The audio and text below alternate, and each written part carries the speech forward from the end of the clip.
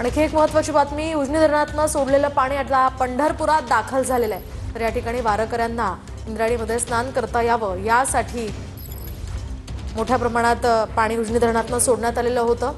आता हे पाणी इथे दाखल झालंय। आषाढी यात्रेच्या सोहळ्यासाठी उजनी धरणातून काल 21,000 क्युसेकचा विसर्ग या भीमा नदीच्या पात्रात सोडण्यात आला होता। ते पाणी जर आपण बघितलं तर आता पंढरपूरमध्ये दाखल झालेलं आपल्याला पाहायला मिळत आहे।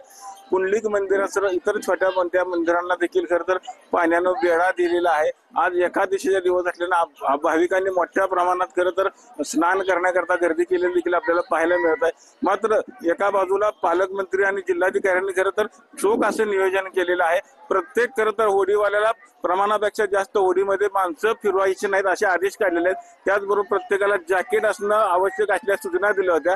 मात्र आपण जर आता बघितलं तर आपत्ती व्यवस्थापनाचा बोजवारा उडलेला देखील आपल्याला पाहायला मिळत आहे।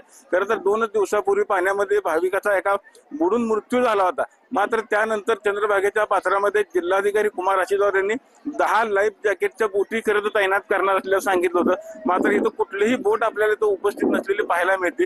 एकंदरीत लवकरात लवकर खरं तर चंद्रभागेच्या पात्रामध्ये बोटी तैनात कराव्यात। त्याचबरोबर भाविकांना आवाहन करणार खरं तर लाऊडस्पीकर देखील इथं लावण्याची व्यवस्था प्रशासन करावी अशी मागणी आता भाविकातून होत आहे।